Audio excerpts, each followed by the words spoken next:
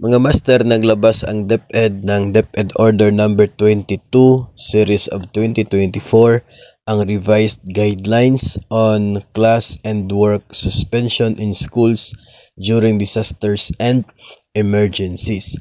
So, amendment ito, pagbabago po doon sa DepEd Order number 37 series of 2022 na automatic suspension ng klase during disasters. So dito po sa bagong guidelines na ito, kapag signal number 1 ay ito po mga kindergarten ang automatic na suspended yung klase nila. Pag signal number 2, yung bagyo, face-to-face classes ang suspension hanggang sa grade 10. Magpapatuloy rin naman through blended learning. Tapos kapag signal number 3 pataas, that's the time na classes and work in all levels in the affected area shall be automatically suspended. Ang kaibahan nito doon po sa DepEd Order number 37, yung nauna po, ay kahit signal number 1 kasi doon ay automatic na po na suspension, no? Suspended na po maging yung online classes dito po sa mga affected areas kahit signal number 1 pa lang. Dito, ito nga, signal number 2, mayroon pa ring blended learning until grade 10 at signal number 3 yung suspension. Pagdating naman po sa yellow warning naman sa ano po ito, rainfall and flooding, no, ay ang mangyayari po niyan, depende po sa local chief executive yung suspension kapag yellow warning. Pero pag orange or red warning na, ay automatic na po talaga na isususpend na po yung klase at saka po yung trabaho from kinder hanggang sa grade 12 at maging sa ALS. So similar pa rin po ito doon po sa nauna sa DO37. Pagdating naman po sa lindol, ngayon, kapag intensity 5 and below, nasa local chief executive po, no, yung suspension.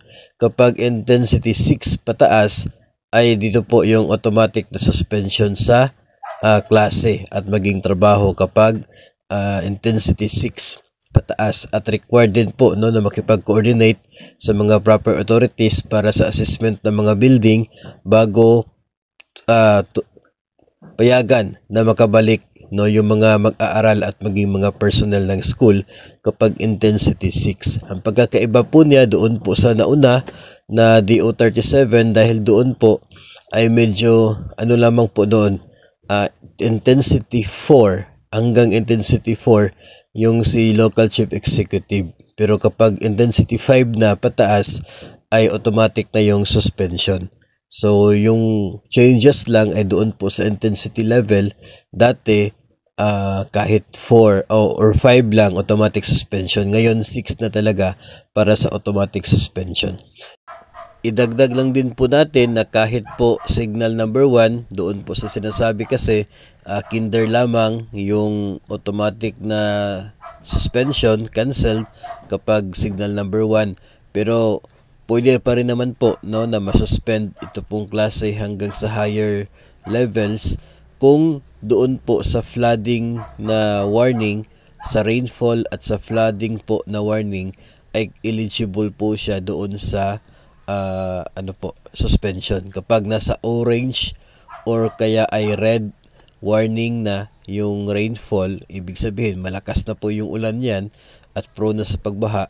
Sinasabi kasi doon kapag orange or red ay suspension na ng klase. So kahit po signal number 1 lamang yan, yung bagyo, kung eligible naman sa suspension dahil po doon sa flooding at doon po sa sa ulan, ay magiging suspended pa rin naman po yung klase. Ang mangyayari lamang dito kung wala pong ulan, puro po hangin yung dala po ng bagyo, so hintayin talaga yung signal number 3 para lahat ng trabaho at klase ay suspended na. Kung signal number 2 lamang ay si senior high, patuloy pa rin po yung face-to-face classes. Tapos yung mga hanggang sa grade 10 ay magkakaroon pa rin naman ng modular learning. Yun po ay kung walang suspension din na ipapalabas ito po mga local chief executive. So ganun po ang mangyayari dito po sa DO22 series of 2024.